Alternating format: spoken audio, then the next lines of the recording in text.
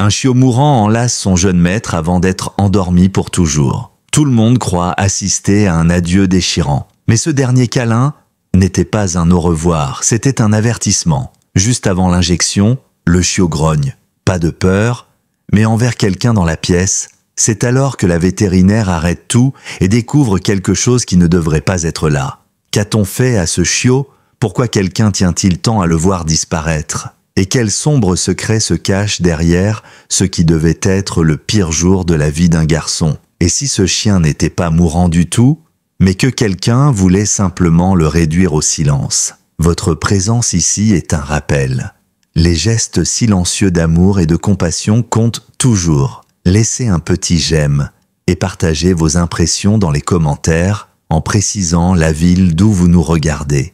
Le soleil de l'après-midi baignait de lumière dorée les pelouses ondoyantes du Westfield Park. Les longues ombres s'étiraient sur l'herbe alors que Nate lançait une vieille balle de tennis, observant Briscoe bondir à toute allure pour la rattraper. L'éclat de rire du garçon de 10 ans, un son devenu rare depuis le décès de sa mère 6 mois plus tôt, se répercutait entre les arbres. Assis sur un banc voisin, Samuel Langlais leva les yeux de son téléphone.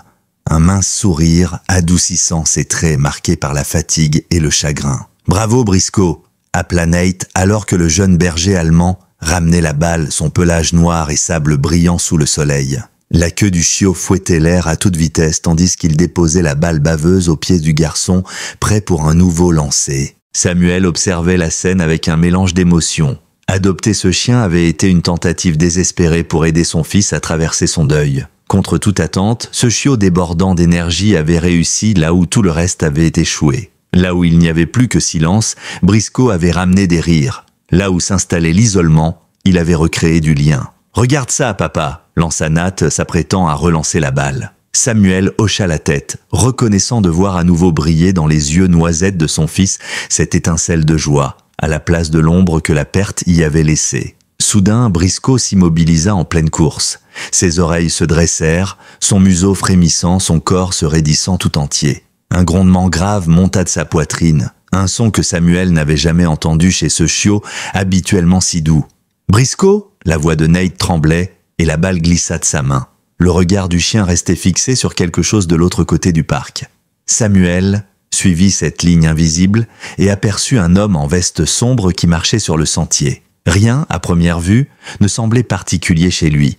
Mais le grondement de Briscoe se fit plus fort, plus menaçant. « Qu'est-ce qu'il y a, mon grand ?» demanda Samuel en s'approchant. Nat fit un pas vers son chien, mais avant qu'il ne puisse le toucher, Briscoe se mit à aboyer furieusement. Ce n'étaient pas des aboiements de peur, il semblait presque désespéré, comme s'il essayait de prévenir d'un danger invisible. Puis, aussi brusquement que cela avait commencé, le silence retomba. Les pattes de Briscoe tremblaient, son regard se troubla, et il chancela. « Briscoe !» cria Nat, sa voix brisée par l'inquiétude. En 3 grandes enjambées, Samuel était sur lui, le cœur battant. Le chien s'effondra sur le côté, sa respiration courte et laborieuse. « Papa, quelque chose ne va pas avec Briscoe !»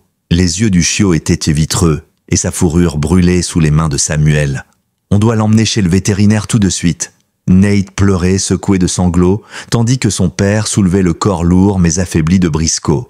Ils montèrent dans le vieux pick-up. Nate, assis à l'arrière, tenait la tête du chien sur ses genoux, murmurant des prières et des promesses. La clinique de la docteure Aurora Renley n'était qu'à 5 minutes, mais le trajet sembla interminable. À leur arrivée, la vétérinaire termina rapidement avec un autre patient et les conduisit sans attendre dans une salle d'examen. Ses mains expérimentées parcouraient le corps de Briscoe, tandis que ses yeux sombres se faisaient plus concentrés. « Depuis combien de temps il est comme ça ?» demanda-t-elle. « À peine quelques minutes. Il courait, puis il a grogné sur un homme et ensuite... » Samuel ne termina pas sa phrase, impuissant. La vétérinaire palpe l'abdomen du chien. Briscoe gémit faiblement. Elle fronça les sourcils. Ses organes montrent des signes de stress sévère. Je dois lancer des tests immédiatement. Nate, blotti contre son père, hocha la tête, le visage noyé de larmes. Il allait bien tout à l'heure. Justement, il faut comprendre ce qui a provoqué ça si vite, répondit la docteure Renley tout en prélevant du sang. Les premiers résultats tombèrent vite et le visage de la vétérinaire se fit grave. Ses organes sont en train de lâcher. C'est extrêmement inhabituel, surtout chez un chien jeune et en bonne santé. Nate s'agrippa au bras de Samuel. Il va mourir, murmura-t-il. Samuel serra son fils contre lui. Pas si je peux l'empêcher, mon grand. Mais au fond de lui, il sentait le poids terrible de la réalité. La docteure Renley reprit d'une voix douce. Nous pouvons essayer des traitements de soutien. Mais, parfois, malgré tous nos efforts, on ne peut pas inverser ce processus. Les yeux de Nat imploraient une autre réponse. Et la chirurgie? Ou un médicament? On paiera, n'est-ce pas, papa? Samuel peinait à parler. Le plus gentil qu'on puisse lui offrir, continua la vétérinaire, c'est de mettre fin à ses souffrances. Elle proposa de fixer l'euthanasie au lendemain matin pour leur laisser une dernière soirée ensemble. Le trajet du retour se fit dans un silence lourd, seulement rythmé par la respiration irrégulière de Briscoe et les reniflements étouffés de Nate. Samuel jetait parfois un coup d'œil dans le rétroviseur, voyant son fils serrer la tête du chien contre lui, comme s'il craignait qu'en le lâchant, il disparaisse. À la maison, Samuel l'aida à installer Briscoe dans son lit, sur un gros coussin recouvert d'une vieille couverture qui sentait encore le soleil. « Je peux dormir ici, à côté de lui ?» demanda Nate d'une voix minuscule. « Bien sûr, mon grand. » Samuel lui ébouriffa les cheveux, la gorge serrée. La nuit tomba vite, plongeant la chambre dans une pénombre douce. Samuel, debout dans l'embrasure de la porte, observait son fils allongé à même le sol tout près de Briscoe. Le garçon lui parlait tout bas, comme pour graver dans la mémoire du chien chaque souvenir partagé. « Tu te rappelles que quand t'as couru après cet écureuil jusqu'en haut du chêne ?» chuchota Nate, un sourire triste aux lèvres. « Ou quand t'as retrouvé mes devoirs après que je les ai laissés dans le jardin ?» Sa voix se brisa. « Tu es le meilleur chien du monde, Briscoe ? Je t'aime tellement. » Le chien, malgré sa faiblesse, agita doucement la queue, les yeux fixés sur son petit maître, comme pour lui dire qu'il ressentait chaque mot. De l'autre côté de la ville, la docteure Renley était restée à son bureau bien après la fermeture. Les analyses de Briscoe étalées devant elle la troublaient profondément. Ce tableau clinique, elle n'avait rien vu de semblable en 20 ans de carrière. Les organes ne se dégradaient pas de façon normale, c'était comme si quelque chose avait accéléré artificiellement le processus. Elle ressortit ses vieux dossiers, cherchant des cas similaires. Un frisson lui parcourut l'échine. Tout concordait avec un souvenir récent, un rapport qu'elle avait transmis il y a quelques mois sur plusieurs chiens amenés dans des états critiques, puis disparus mystérieusement avant qu'elle ne puisse pousser les examens. Les heures s'écoulèrent et l'aube finit par pointer. À 8h45, le vieux pick-up de Samuel se gara sur le parking de la clinique.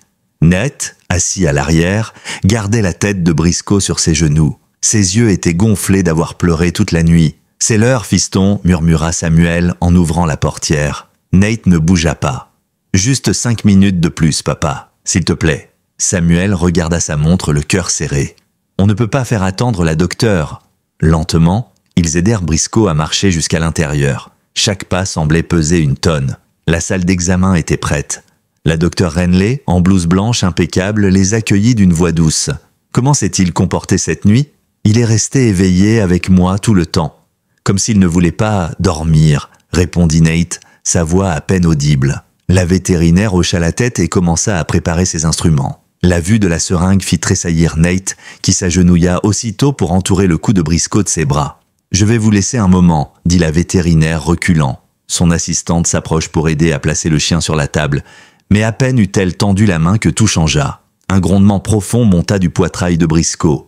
Pas un son faible d'animal malade, mais un avertissement clair, vibrant d'instinct. Ses yeux, qui semblaient voilés la veille, s'illuminèrent d'une intensité presque inquiétante. Il fixa l'assistante, ses muscles se contractant. « Briscoe » s'étonna Nate. Jamais il n'avait entendu ce ton chez lui. Au lieu de se laisser guider, le chien enserra la jambe de son jeune maître dans une étreinte farouche, refusant de lâcher prise, son regard rivé sur la femme qui avait reculé d'un pas. La docteure Renley, surprise, reposa la seringue. « Attendez, il y a quelque chose qui cloche, » dit-elle en s'approchant lentement. Samuel fronça les sourcils. « Qu'est-ce que vous voulez dire ?» La vétérinaire posa ses mains expertes sur le chien, palpant méthodiquement chaque zone. Lorsqu'elle écarta les poils derrière l'oreille droite, elle s'immobilisa. « Tenez, regardez ça !» Elle montra un petit point rouge minuscule, presque invisible. Une marque de piqûre, très précise. Et ce n'est pas moi qui l'ai faite. Briscoe grogna plus fort, ses yeux toujours fixés sur l'assistante qui, soudain, paraissait nerveuse. « Quelqu'un lui a injecté quelque chose ?» déclara la vétérinaire d'une voix ferme. « Ce n'est pas une maladie naturelle. » Le visage de Samuel se durcit. « Vous voulez dire qu'il a été empoisonné ? C'est ce que je crois, répondit-elle. Et vu sa réaction, je pense qu'il sait exactement qui l'a fait. » Le silence tomba dans la pièce, seulement troublé par le grondement continu du chien. L'assistante recula vers la porte, mais la vétérinaire sortit déjà son téléphone. « Ne bougez pas, j'appelle la police. » La police arriva en moins d'un quart d'heure, sécurisant la clinique et plaçant l'assistante en garde à vue. Pendant que 2 agents l'emmenaient, Briscoe ne la quittait pas des yeux, son grondement s'éteignant seulement lorsqu'elle disparut par la porte. La docteure Renley, elle, ne perdit pas de temps. Tandis qu'un policier recueillait les premières déclarations de Samuel et Nat, elle installa Briscoe pour une nouvelle série de tests d'urgence. « Je dois savoir exactement ce qu'on lui a injecté », expliqua-t-elle en insérant doucement une aiguille dans la patte du chien pour prélever du sang. Briscoe, étrangement calme, suivait chaque mouvement de la pièce du regard, comme s'il surveillait encore qu'aucun danger ne s'approche de Knight. Les minutes s'étiraient, lourdes d'attente. Samuel marchait d'un bout à l'autre de la salle, se passant nerveusement la main dans les cheveux. « Qui ferait du mal à un chiot ?» souffla-t-il. Knight releva timidement la tête. « Papa, tu te souviens, hier, au parc, avant que Briscoe tombe malade ?» Samuel se tourna vers lui. « Oui, qu'est-ce qu'il y a ? Il y avait cet homme, celui que Briscoe n'arrêtait pas de fixer. Il m'a dit qu'il était éducateur canin, mais Briscoe ne l'aimait pas du tout. » La vétérinaire releva les yeux de son microscope. « Raconte-moi tout, Nate, chaque détail. » Le garçon se concentra. Il était grand, portait une veste bleue. Il m'a dit que Briscoe avait l'air agressif et qu'il fallait le dresser. Mais Briscoe n'est jamais agressif. Il grognait, restait entre moi et lui. Samuel ajouta: il s'est même énervé quand le chien ne s'est pas couché sur le dos comme il le voulait. Il a fini par partir, mais en se retournant plusieurs fois pour nous regarder. Un bip sec interrompit la conversation. Les analyses venaient de s'achever. La docteure Renley fixa l'écran et son visage se durcit. Comme je le craignais, elle pivota pour leur montrer les résultats. Regardez ici. Ce composé, il imite parfaitement les symptômes d'une défaillance organique fulgurante. Mais il est entièrement synthétique. Ce n'est pas une maladie. C'est un empoisonnement calculé pour faire croire qu'il est condamné, juste assez pour pousser à l'euthanasie.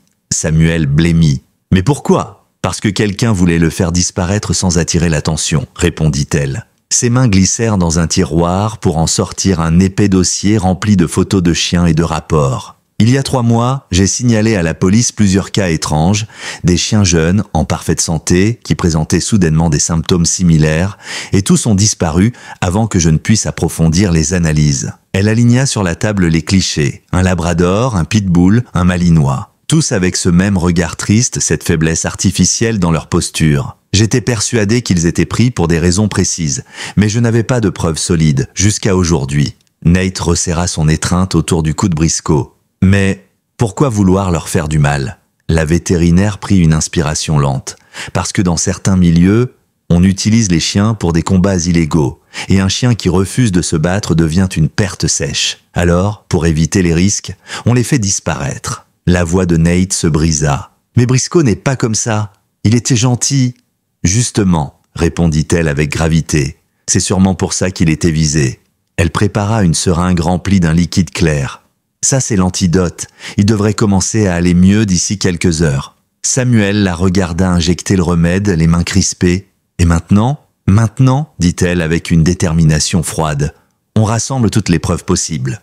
Je vais prévenir mes contacts dans la protection animale. Et cet homme, celui du parc, on va le retrouver. » Elle posa sa main sur l'épaule de Nate. « Tu as un chien exceptionnel, Nate. » Son instinct vient de sauver plus que sa propre vie.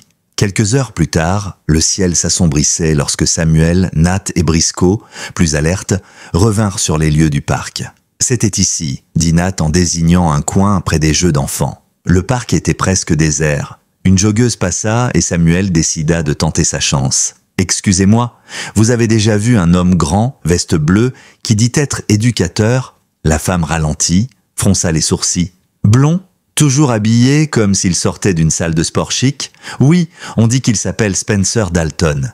Il a un centre de dressage à l'est de la ville, mais... » Elle hésita. Certaines rumeurs disent qu'il n'est pas seulement dans le dressage. Samuel la remercia, son téléphone déjà en main. Il appela la docteure Renley. À l'autre bout du fil, il entendit un bref silence, puis sa voix « Ce nom, venez tout de suite à la clinique. » 20 minutes plus tard, Samuel et Nate poussaient la porte de la clinique, Briscoe trottant à leur côté. Encore un peu fatigué, mais visiblement déjà plus vif qu'au matin. La docteure Renley les attendait dans son bureau, un dossier épais étalé sur la table. « Spencer Dalton », dit-elle en faisant glisser plusieurs documents vers Samuel. « J'ai déposé 3 plaintes officielles contre lui l'année dernière. Toutes ont été classées sans suite. Sur les photos, on voyait des chiens blessés, maigres, avec des cicatrices évidentes. Ces animaux venaient de quartiers proches de son centre.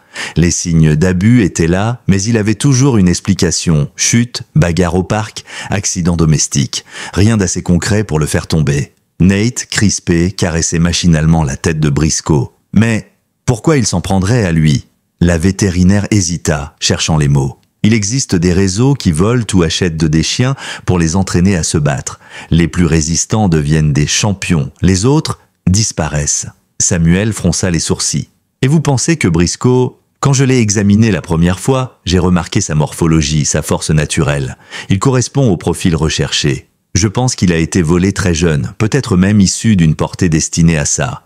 Mais s'il refusait de se battre, il devenait inutile pour eux. Nate secoua la tête avec force. Briscoe ne ferait jamais de mal à un autre chien. Justement, c'est ce qui l'a sauvé de devenir un monstre, mais aussi ce qui l'a mis en danger, répondit Renley avec douceur. Elle ouvrit un autre dossier. Chaque chien qui a disparu présentait le même profil que Briscoe. Même âge, même gabarit. C'est un schéma clair. Elle tourna les pages. Le problème, c'est que Dalton a des relations bien placées. Les plaintes s'évanouissent, les enquêtes n'aboutissent jamais. Samuel soupira, songeur. Peut-être qu'on devrait partir, recommencer ailleurs. Nate releva la tête brusquement. Non, on ne peut pas juste fuir et les laisser faire du mal à d'autres chiens. Briscoe savait que quelque chose n'allait pas. Il nous a prévenus, on doit l'aider à protéger les autres. Renley hocha la tête, ses yeux brillants d'une détermination nouvelle. Ton fils a raison, Samuel. Mais il va falloir être prudent. Ces gens n'hésitent pas à s'en prendre à ceux qui se mettent en travers de leur chemin. Pendant qu'ils discutaient stratégie, Nate fixait les photos étalées devant lui. Le regard des chiens sur papier semblait l'implorer. Il serra les poings. Dans sa tête, une décision commençait à germer, silencieuse mais ferme. Si les adultes ne pouvaient pas agir assez vite, peut-être qu'il pourrait, lui. Le lendemain matin, les nouvelles étaient mauvaises. Renley avait passé la soirée à appeler ses contacts dans la protection animale et quelques officiers de police en qui elle avait confiance. Mais les réponses étaient toutes les mêmes. Pas assez de preuves, trop risqué sans mandat. À chaque refus, elle sentait la frustration lui brûler la gorge. Quand Samuel arriva avec Briscoe et Nate, elle leur annonça la situation, visiblement abattue. Ils ne bougeront pas pour l'instant. Dalton a encore une longueur d'avance. Nate sentit la colère monter. Il se leva brusquement, la chaise grinçant sur le carrelage. Ce n'est pas juste. Vous parlez, vous appelez, et lui, il continue. Sans attendre, il sortit de la pièce, laissant la porte claquer derrière lui. Samuel voulut le suivre, mais Renley posa une main sur son bras. « Laisse-le souffler un peu. Il est sous pression depuis des jours. » Dehors, Nate avançait d'un pas rapide sur le trottoir. Les mots de sa mère résonnaient dans sa mémoire. « Si quelque chose est mal, tu dois te lever et dire non. » Il attrapa son téléphone, tapa rapidement « Spencer Dalton, centre de dressage ». L'adresse apparut, 15 minutes en vélo. Sans réfléchir davantage, il fit demi-tour vers la maison, enfourcha son VTT et pédala à toute vitesse. Chaque coup de pédale semblait alimenté par la rage et l'envie de protéger Briscoe. Le centre de dressage se trouvait à la lisière d'une zone industrielle. Une haute clôture grillagée entourait un terrain de béton parsemé de vieux obstacles d'agility. Nate aperçut tout de suite Dalton tirant sur la laisse d'un énorme berger malinois qu'il faisait sauter à travers un cerceau. Le cœur battant, Nate lâcha son vélo et cria « Je sais ce que vous avez fait à Briscoe ». Dalton se tourna lentement, affichant un sourire faussement poli. « Mais si ce n'est pas le petit héros du parc ?» Il congédia son client d'un geste et s'approcha. « Tu ne devrais pas être à l'école ?» Nate serra les dents. « Restez loin de mon chien. On sait que vous l'avez empoisonné. On va le prouver. » Un éclat sombre traversa le regard de Dalton. Il jeta un coup d'œil rapide autour de lui, puis saisit brutalement le bras du garçon. « Tu sais, ce chien valait une petite fortune. Un pur sang de combat, il n'aurait jamais dû finir avec un gamin. » Nate tenta de se dégager, mais Dalton l'entraînait déjà vers une camionnette blanche garée derrière le bâtiment. « Lâchez-moi » cria-t-il. « Peut-être que ton père sera plus coopératif quand il saura où tu es. » La porte coulissante claqua, plongeant Nat dans l'obscurité. À la clinique, Samuel jetait un œil à sa montre pour la 3e fois en 10 minutes. Nat aurait dû revenir depuis longtemps. Il quitta la salle d'attente pour vérifier les toilettes, la petite salle de repos, rien. Lorsqu'il sortit dans la rue, un frisson lui remonta la colonne vertébrale. Le vélo de son fils n'était plus là. Il rentra en trombe dans le bureau de la docteure Renley. Nate est parti, et son vélo aussi. La vétérinaire sentit l'adrénaline monter d'un coup. Depuis combien de temps? Je ne sais pas, mais il n'est pas ici. Elle attrapa immédiatement son téléphone et composa le 911. Mon fils est porté disparu, déclara Samuel d'une voix tremblante, et je crois savoir qui l'a pris. À cet instant, un vacarme éclata du côté de la salle de soins. Briscoe aboyait avec une frénésie incontrôlable, le genre d'aboiement qui résonne dans la poitrine, plein de panique et de détermination. Samuel et Renley accoururent, juste à temps pour voir le berger allemand forcer le loquet de son box et bondir vers la sortie. « Briscoe !» cria Samuel, mais le chien ne s'arrêta pas. Il traversa la salle d'accueil en trombe et disparut par la porte principale. Renley attrapa ses clés. « Il sait quelque chose, il faut le suivre. Vous, appelez la police, dites-leur qu'on se dirige vers le secteur industriel. » Samuel, déjà au téléphone, courait derrière elle jusqu'au parking. « Oui, mon fils est probablement avec un suspect nommé Spencer Dalton. Envoyez des unités tout de suite. » Sur l'asphalte, Briscoe filait comme une flèche, zigzagant entre les passants et les voitures, le museau tantôt au sol, tantôt levé pour capter une odeur précise. Renley le suivait de près avec sa voiture, les mains crispées sur le volant. Dans son oreillette, la voix de Samuel grésillait. « Les policiers sont en route. Tu le vois toujours ? » « Oui, » répondit-elle, haletante. « Il nous mène droit vers les entrepôts au bout de Harbor Street. » Pendant ce temps, à l'intérieur d'une vieille bâtisse aux vitres sales, Nate était assis sur un sol de béton froid, les poignets liés par une corde rugueuse qui lui entaillait la peau. L'air sentait la rouille et l'urine. Des cages métalliques, vides, mais encore couvertes de poils, s'alignaient contre les murs. Spencer Dalton faisait les 100 pas, un téléphone collé à l'oreille. « Oui, je l'ai.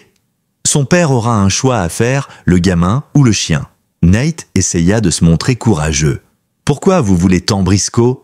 Dalton raccrocha et s'accroupit devant lui. « Parce que ce chien est né pour gagner. Sa mère était une championne invaincue, son père, un tueur sur le ring. C'était mon futur prodige. Mais il a eu le mauvais réflexe, fuir. Il ricana. On ne garde pas les faibles, gamin. » Un bruit sec retentit dehors. Nate releva la tête, tendant l'oreille. Ce qu'il entendit ensuite fit battre son cœur plus fort, un aboiement familier, puissant, chargé de rage et d'amour mêlé. Briscoe, il était là. Dalton se redressa surpris. « Qu'est-ce que... » Mais il n'eut pas le temps de finir. Un éclair noir et sable surgit par une fenêtre cassée, atterrissant entre Nate et l'homme.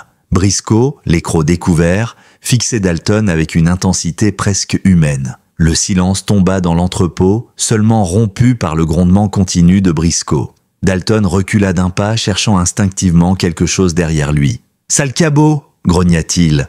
Briscoe, lui, ne bougeait pas, le corps tendu, les muscles vibrants, les yeux rivés sur chaque mouvement de l'homme. Ce n'était plus le chiot joueur du parc, c'était un protecteur prêt à tout. « Briscoe !» appela Nate, la voix tremblante mais emplie de soulagement. Le chien, sans quitter Dalton des yeux, remua légèrement la queue en entendant son maître. Ce petit geste si anodin d'ordinaire donnait à Nate le courage de tenir. Dalton fit un pas de côté, essayant de contourner le chien. Briscoe réagit aussitôt, se plaçant en travers, oreilles plaquées, écrou brillant. « Tu crois m'impressionner ?» lança Dalton.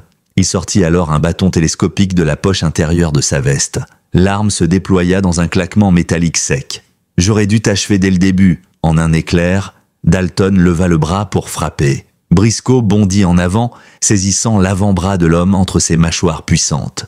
Le choc les fit basculer tous les deux contre une pile de cages. Dalton hurla, essayant de se dégager, mais Briscoe tenait bon. La douleur le fit lâcher le bâton qui roula sur le béton. Nate profita de la confusion pour se tordre les poignets, cherchant à desserrer les liens. Dalton, furieux, donna un coup de pied brutal dans les côtes du chien. Briscoe gémit, mais ne recula pas. Il relâcha sa prise, fit un pas de côté et malgré la douleur, se remit entre Nat et son agresseur. Un deuxième coup de bâton s'abattit, cette fois sur son épaule. Un craquement sinistre résonna et Briscoe chancela. « Non !» cria Nat, la gorge serrée. Le chien haletait, son pelage noirci par le sang qui s'échappait d'une plaie, mais son regard restait fixé sur Dalton. Les secondes paraissaient s'étirer comme des minutes.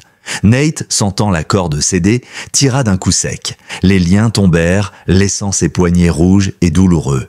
Il se précipita vers Briscoe et l'entoura de ses bras. « Vous ne le toucherez plus », lança-t-il, se tenant en bouclier devant le chien. Dalton leva le bâton au-dessus de sa tête. « Écarte-toi, gamin !» Mais un bruit strident déchira l'air. Les gonds de la grande porte d'entrepôt grinçaient sous l'effet d'une poussée brutale.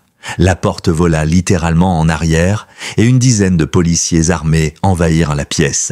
Les lampes torches balayèrent la scène, s'arrêtant sur Dalton figé, le bâton levé. « Lâchez ça immédiatement !» ordonna un officier. Samuel surgit derrière eux, le visage livide. « Nate !» Le garçon se jeta dans ses bras, tremblant, tandis que 2 policiers ceinturaient Dalton et le plaquaient au sol. Briscoe, malgré ses blessures, tenta de se relever pour rejoindre Nate, mais ses pattes cédèrent. Il s'effondra sur le côté, haletant faiblement. « Il est gravement touché », dit un agent en se penchant. « On a besoin d'un vétérinaire tout de suite. »« Je suis là », répondit la docteure Renley, en entrant précipitamment, sa trousse médicale à la main. Elle s'agenouilla près de Briscoe, ses gestes précis malgré l'urgence. Épaules fracturées, contusions multiples, saignements internes possibles. On doit l'emmener tout de suite à la clinique. Samuel prit Briscoe avec une infinie précaution. Le chien gémit doucement, mais ses yeux restaient fixés sur Nate, comme pour s'assurer qu'il était sain et sauf. Nate posa sa main sur sa tête. « Tiens bon, mon grand, c'est à mon tour de te sauver. » La nuit venait à peine de tomber lorsque la voiture de la docteure Renley s'arrêta en dérapant devant la clinique. Samuel bondit du siège passager, serrant Briscoe contre lui, comme s'il tenait un enfant blessé. Nate suivait, son visage blême sous les néons. À peine la porte poussée, une assistante vétérinaire prépara la salle d'opération, tandis que Renley donnait des ordres précis. Perfusion tout de suite, préparez les compresses stériles, passez-moi les clichés radiographiques dès qu'ils sont prêts. Briscoe fut délicatement posé sur la table métallique. Ses flancs se soulevaient rapidement, chaque respiration semblant lui coûter un effort immense. Nate s'approcha, mais une infirmière lui posa doucement la main sur l'épaule. « Il faut que tu restes un peu en arrière, d'accord ?» La vétérinaire jeta un coup d'œil par-dessus son masque. « Laissez-le. Briscoe se battra mieux s'il sent Nate près de lui. » Samuel observait depuis le coin de la pièce, les poings crispés. Dans le couloir, son téléphone vibrait sans cesse. Lorsqu'il décrocha, c'était la voix d'une femme qu'il ne connaissait pas. « Inspectrice Emily Chen, police de Westmont, nous avons commencé à fouiller l'entrepôt de Dalton. Nous avons trouvé des documents, des listes de chiens, des transactions bancaires et des adresses. Il ne travaillait pas seul. Ce réseau s'étend sur 3 États. » Samuel jeta un coup d'œil à son fils, qui murmurait à l'oreille de Briscoe, puis répondit à voix basse « Tout ça à cause d'un chien qui a refusé de se taire ?» L'inspectrice reprit. « Vous devriez savoir que sans lui, et sans la persévérance de la docteure Renley, nous n'aurions jamais pu relier ces pièces du puzzle. » Sur la table, Renley annonça d'une voix tendue « Fracture complète de l'omoplate gauche, au moins 2 côtes cassées, hémorragie interne légère. On doit opérer tout de suite. » Les instruments brillèrent sous la lumière froide. Nate, toujours près de la tête de Briscoe, passa ses doigts derrière son oreille, là où le petit trou de piqûre marquait encore la peau. « Je suis là, Briscoe. Tu n'es pas seul. » Les minutes se transformèrent en heures. Samuel faisait les 100 pas dans la salle d'attente, un café froid oublié sur la table basse. Par moments, il jetait un coup d'œil à l'horloge, persuadé que les aiguilles ralentissaient volontairement. Nate, recroquevillé dans un fauteuil, refusait de fermer l'œil. Chaque bruit venant du couloir le faisait se redresser. Peu avant 2 heures du matin, la porte s'ouvrit. La docteure Renley apparut, le visage marqué, mais un léger sourire au coin des lèvres. « Il est stable », annonça-t-elle. « L'opération s'est bien passée. Les prochaines 24 heures seront cruciales, mais il a une force incroyable. » Nate se leva d'un bond et courut jusqu'à la pièce où Briscoe reposait, branché à une perfusion. Le chien ouvrit à peine les yeux, mais sa queue remua faiblement en sentant la main de son maître. Samuel entra à son tour, posant la main sur l'épaule de la vétérinaire. « Je vous dois des excuses.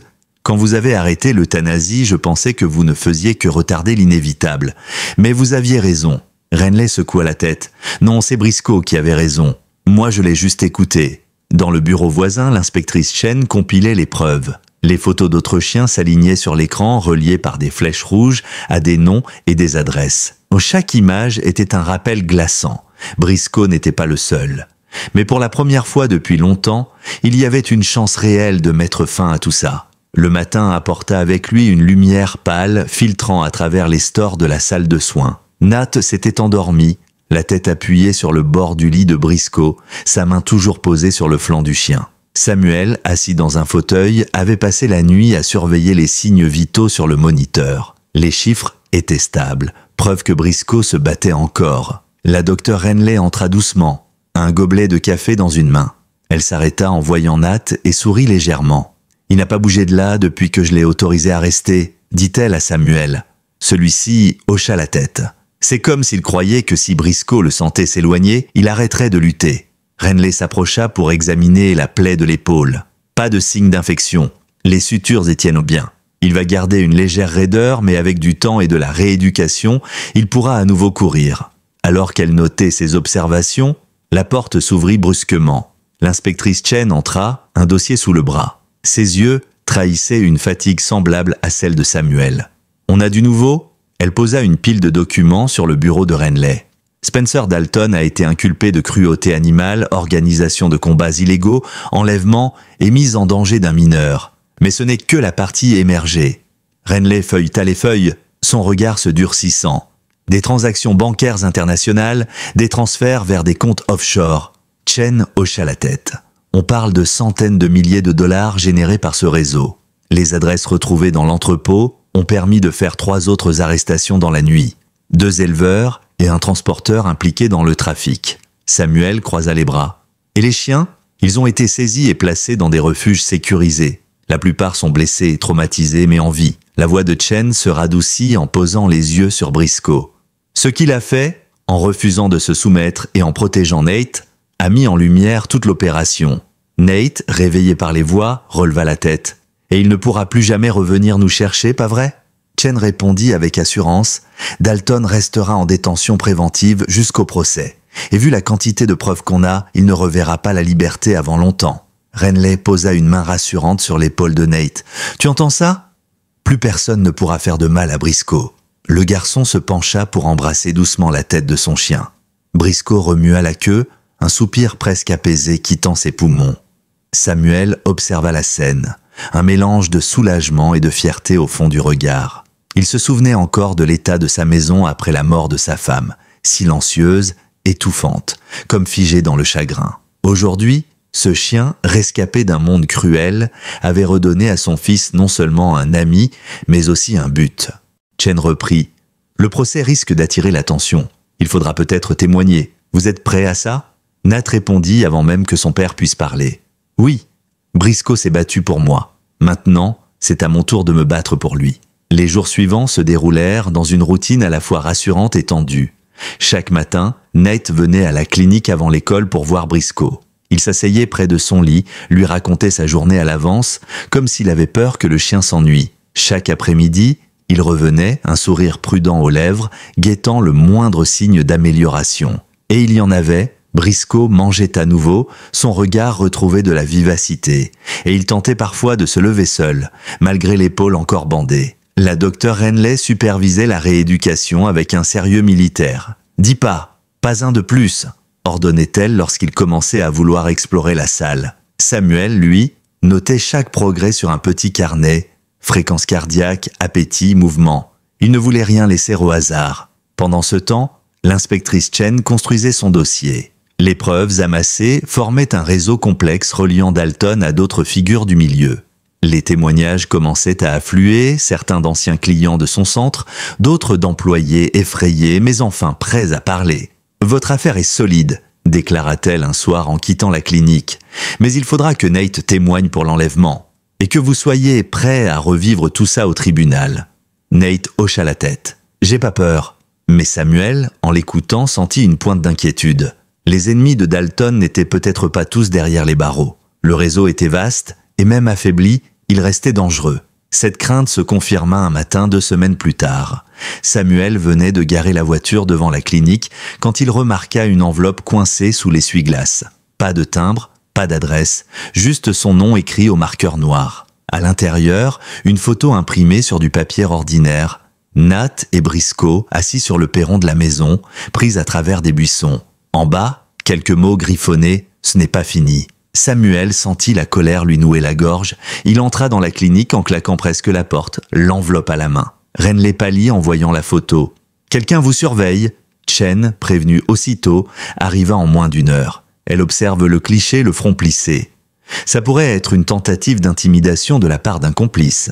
Mais ça veut aussi dire qu'ils savent où vous vivez. Nate, qui écoutait en silence, posa la main sur le dos de Briscoe. « On ne va pas se cacher, pas vrai ?» Samuel inspira profondément. « Non, mais on va renforcer la sécurité. Et tu ne seras jamais seul. » Briscoe, comme s'il comprenait, leva la tête vers lui et la posa contre son genou. Renly prit la parole d'un ton ferme. « Alors on va faire en sorte que ce procès se tienne rapidement.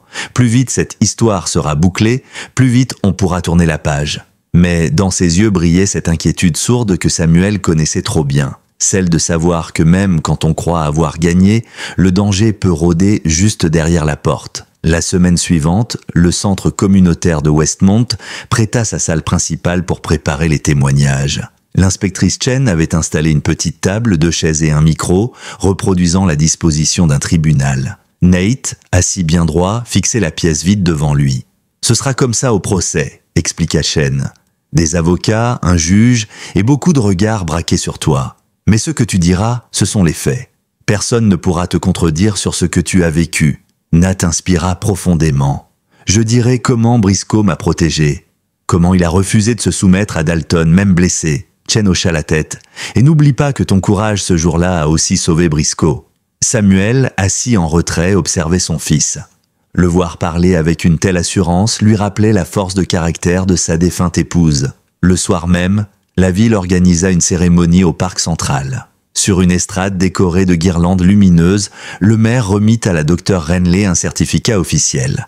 Elle devenait responsable du tout nouveau service municipal de protection animale, pour 20 années passées à défendre ceux qui ne peuvent pas se défendre eux-mêmes, annonça-t-il devant la foule.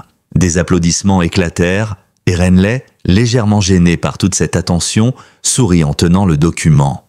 Puis ce fut au tour de Briscoe. Le chien, encore un peu raide mais fier, monta sur scène avec Nate. Un large collier de cérémonie avait été fabriqué pour lui, orné d'un médaillon gravé, héros de Westmont. Nate, micro en main, déclara d'une voix claire « Il m'a sauvé la vie, mais il a aussi sauvé des dizaines d'autres chiens qu'il ne connaissait même pas. » La foule réagit par une ovation. Briscoe, intrigué par tout ce bruit, inclina la tête, ce qui fit rire l'assemblée. Samuel regardait cette scène, les mains dans les poches, et sentit quelque chose se dénouer dans sa poitrine. Depuis des mois, la maison n'avait pas connu un tel moment de joie pure. Mais même dans cette ambiance festive, il restait attentif. Il scrutait les visages dans la foule, cherchant inconsciemment un signe d'hostilité, un regard trop insistant. Rien, pas cette fois. Après la cérémonie, Nat s'agenouilla pour attacher la laisse de Briscoe. « Tu sais, mon grand, on va peut-être devoir aller dire toute l'histoire devant le juge.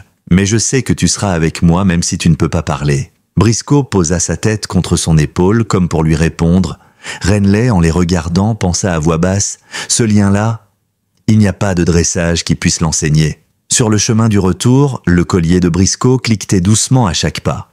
Samuel se dit que peu importait le verdict à venir, il savait déjà que l'essentiel avait été gagné. Briscoe n'était plus une proie. Il était un membre de la famille, reconnu et protégé. Mais il ignorait encore que le jour du procès allait réserver une dernière surprise et un ultime test pour ce lien qui avait survécu à tout. Le matin du procès, le ciel était couvert, comme si la ville elle-même retenait son souffle. Samuel gara la voiture à quelques mètres du palais de justice. À l'arrière, Nate fixait la laisse qu'il tenait fermement dans ses mains. Briscoe, parfaitement toiletté mais toujours avec son bandage à l'épaule, observait la rue par la vitre, attentif à chaque mouvement. « Tu es prêt, mon grand ?» demanda Samuel en se tournant vers son fils. Nate hocha la tête, mais sa main trahissait un léger tremblement. Briscoe, comme s'il le sentait, posa sa patte sur le genou du garçon. Ce geste simple et silencieux suffisait à lui rappeler qu'il n'était pas seul. À l'entrée du tribunal, l'inspectrice Chen les accueillit. « Vous allez être appelés dans environ 1 heure. D'ici là, restez dans la salle d'attente des témoins. Et Briscoe ?» Elle se pencha pour gratter doucement derrière l'oreille du chien. « Toi, tu restes sage. » Briscoe répondit par un bref coup de queue. La salle d'audience était pleine quand ils entrèrent enfin. Dalton se tenait dans le box des accusés, costume impeccable, expression froide. Mais à la vue de Briscoe, un tic nerveux fit trembler légèrement sa mâchoire. Samuel ne manqua pas ce détail. Il posa une main rassurante sur l'épaule de Nat. Lorsque le juge invita Nat à prendre la parole, le garçon s'avança, Briscoe à ses côtés. « Raconte-nous ce qui s'est passé ce jour-là », dit l'avocat de la partie civile. Nate prit une inspiration. « J'étais au parc avec mon père et Briscoe. Cet homme, il désigna Dalton sans hésiter, est venu nous voir. Briscoe n'arrêtait pas de grogner. Il a essayé de le forcer à se soumettre, mais il a refusé. Le lendemain, Briscoe est tombé malade, et à la clinique, il a reconnu quelqu'un qui lui avait fait du mal. Pendant tout le témoignage, Briscoe restait immobile, assis à côté de Nat, ses yeux sombres fixés sur Dalton. Ce regard silencieux semblait en dire plus que n'importe quelle phrase. À un moment, l'avocat de la défense demanda sèchement « Et vous voulez que le tribunal croie que votre chien a identifié un coupable ?» Nate ne se laissa pas démonter. « Oui, parce que Briscoe sait quand quelqu'un est dangereux. Et il a eu raison. » Un murmure parcourut la salle. Même le juge semblait intrigué par l'assurance du garçon. L'inspectrice Chen, assise derrière eux, observait la réaction du jury. Plusieurs membres jetaient des coups d'œil à Dalton puis à Briscoe, comme si le lien invisible entre le chien et le danger qu'il inspirait devenait tangible. Lorsque Nate termina son témoignage, le juge autorisa Briscoe à rester encore un moment avant qu'il ne quitte la salle. Alors que Dalton était interrogé, Briscoe, resté couché, releva soudain la tête, ses oreilles se dressant. Un grognement sourd monta de sa gorge, parfaitement audible dans le silence tendu. Tous les regards se tournèrent vers lui, puis vers Dalton. Celui-ci détourna les yeux, mal à l'aise. Samuel savait à cet instant qu'aucune plaidoirie n'effacerait cette image dans l'esprit du jury. Celle d'un chien blessé, fidèle, qui reconnaissait son agresseur au milieu de tous. 2 jours plus tard, la salle d'audience était de nouveau pleine à craquer. Le jury avait délibéré toute la matinée et chaque minute d'attente semblait étirer le temps à l'infini. Nate, assis entre Samuel et l'inspectrice Chen, tenait la laisse de Briscoe comme une ancre. Le chien calme observait les allées et venues avec la sérénité de celui qui sait qu'il a déjà livré la partie la plus difficile. Lorsque le juge entra, le silence tomba immédiatement. « Mesdames et messieurs du jury, avez-vous atteint un verdict ?» demanda-t-il. La porte latérale s'ouvrit, laissant passer les 12 jurés. Leur porte-parole se leva. « Oui, votre honneur. Nous déclarons l'accusé, Spencer Dalton, coupable de tous les chefs d'accusation. » Un souffle collectif parcourut la salle. Dalton resta figé, les mâchoires serrées, tandis que le juge prononçait la peine, 32 ans de prison ferme, sans possibilité de libération anticipée avant 20 ans. Samuel sentit un poids invisible se lever de ses épaules. Nate se tourna vers lui, un sourire timide éclairant enfin son visage. L'audience est levée. La salle se vida peu à peu, mais plusieurs personnes s'approchèrent pour saluer Nat et caresser Briscoe, qui accueillait chaque geste avec un calme presque royal. L'inspectrice Chen se pencha vers eux. « Vous pouvez rentrer chez vous. Et cette fois, c'est vraiment fini. » Sur le chemin du retour, la ville semblait différente. Les rues baignées de soleil, les vitrines ouvertes, tout paraissait plus léger. Arrivé à la maison, Samuel retira le collier de Briscoe et ouvrit grand la porte du jardin. Le chien partit en trottinant vers l'herbe, s'arrêtant juste assez longtemps pour vérifier que Nat le suivait. Dans la cuisine, Samuel prépara du café pendant que Nat installait le coussin préféré de Briscoe près de la baie vitrée. Le chien s'y coucha, posant la tête sur ses pattes avant, ses yeux suivant chaque mouvement de son jeune maître. Samuel les observa en silence. Le sentiment de danger constant qui avait habité la maison ces dernières semaines s'effaçait enfin, remplacé par cette paix rare et précieuse. Plus tard dans la soirée, alors que le soleil se couchait, Nate s'assit à côté de Briscoe. « On l'a fait, mon grand. Plus personne ne pourra te faire de mal. » Briscoe répondit par un soupir satisfait, fermant les yeux comme s'il comprenait chaque mot. Samuel, debout dans l'encadrement de la porte, savait qu'aucune phrase ne pourrait résumer ce qu'il venait de traverser. Mais il voyait dans le lien entre son fils et ce chien une force qui défiait les épreuves et le temps. 3 semaines avaient passé depuis le verdict. L'hiver avait commencé à reculer, laissant place à des journées plus douces. Dans le jardin, Briscoe trottinait avec un jouet en corde entre les dents, son épaule presque remise. Il ne boitait plus que légèrement, et seulement après de longues parties de jeu. Nat riait, lançant la corde encore et encore, comme pour rattraper tout le temps perdu. Samuel, assis sur la terrasse avec un café chaud, observait la scène. Il n'y avait plus de surveillance discrète devant la maison, plus d'appels étranges la nuit. Le calme était revenu, mais cette fois, c'était un calme plein de vie. Ce samedi-là, l'inspectrice Chen passa leur rendre visite, un dossier à la main. « J'ai pensé que vous voudriez voir ça. » Elle tendit à Samuel un document officiel portant l'entête du tribunal. C'est l'acte de transfert de propriété. Briscoe est désormais officiellement enregistré comme chien de la famille Parker. Nate, qui avait entendu, lâcha aussitôt la corde et accourut. « Ça veut dire qu'il est vraiment à nous ?» Chen sourit. « Oui.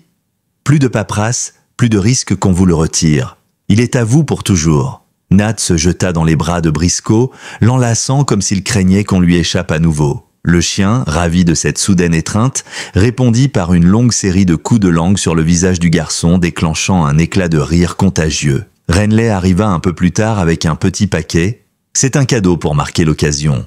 À l'intérieur, un collier en cuir brun, solide et élégant avec le nom Briscoe gravé sur une plaque d'acier. « Celui-ci est pour ta nouvelle vie », dit-elle en le passant autour du cou du chien. Le reste de la journée se déroula dans une atmosphère chaleureuse, ponctuée de jeux, de discussions et de souvenirs partagés. En fin d'après-midi, Samuel sortit son appareil photo. « Allez, tout le monde ensemble !» Ils posèrent tous sur la pelouse, Nate à genoux, Briscoe assis fièrement à ses côtés, Renly et Chen derrière eux. Lorsque Samuel déclencha, il se dit que cette image serait un souvenir précieux, symbole d'un combat gagné contre la peur et la cruauté. Alors que le soleil se couchait, teintant le ciel de rose et d'or, Nat s'allongea dans l'herbe, la tête posée sur le flanc de Briscoe. « Tu sais quoi ?» murmura-t-il. « Tu n'es pas juste mon chien ? Tu es mon meilleur ami. » Briscoe remua la queue, un geste simple qui pour Nat valait toutes les réponses du monde. Un an plus tard, Westmont avait changé. Le centre de dressage de Dalton avait été rasé, remplacé par un refuge moderne financé en partie par des dons venus de tout le pays après que l'histoire de Briscoe et Nat avait circulé dans les médias. Sur la façade flambant neuve, une plaque de bronze brillait au soleil, en mémoire de tous les chiens sauvés et en l'honneur de Briscoe, héros de Zestmont. Nat avait grandi. Il portait désormais les épaules plus droites, le regard plus assuré. Ce samedi-là, il participait avec Samuel et Renly à l'inauguration officielle du refuge. Briscoe, toujours à ses côtés, n'avait rien perdu de sa prestance. Son poil lustré et son collier en cuir neuf attiraient les caresses des visiteurs. Lorsque vint le moment des discours, le maire invita Nate à s'avancer. Le garçon prit le micro, jetant un coup d'œil à Briscoe qui, assis bien droit, semblait écouter attentivement. « L'année dernière, mon chien et moi avons vécu quelque chose de très difficile. Mais ce que j'ai appris, c'est que même dans les pires moments, on peut trouver de la force, parfois dans les endroits les plus inattendus. Briscoe m'a sauvé la vie, et grâce à lui, d'autres chiens auront maintenant une chance de vivre la leur. » La foule applaudit, certains essuyant discrètement une larme. Nate s'agenouilla pour poser la main sur le flanc de Briscoe. Le chien, fidèle à lui-même, répondit par un regard doux et une queue qui battait l'air avec régularité. Samuel, observant la scène depuis l'arrière, se dit qu'il n'y aurait jamais de mots assez forts pour décrire ce lien. Plus tard, alors que la cérémonie touchait à sa fin, Nat et Briscoe s'éloignèrent un peu du groupe pour marcher le long du petit sentier qui longeait la clôture. Le soleil couchant baignait la ville d'une lumière dorée. Nate se tourna vers lui avec un sourire complice. « Tu te rappelles, le jour où tout a changé ?» Briscoe leva les oreilles comme s'il comprenait. Ils s'arrêtèrent près de la plaque en bronze. Nate passa ses doigts sur les lettres gravées, puis se pencha pour murmurer « On a tenu notre promesse. On est restés ensemble. » Le chien posa doucement sa tête contre lui, et dans ce geste silencieux, il y avait toute l'histoire, le danger, la peur, la lutte, et surtout l'amour inébranlable qui avait traversé chaque épreuve. Alors qu'il reprenait le chemin du retour, le collier de Briscoe tinta doucement à chaque pas. Et dans ce son familier, Nat entendait une seule chose, le rythme sûr et constant d'une vie enfin en paix.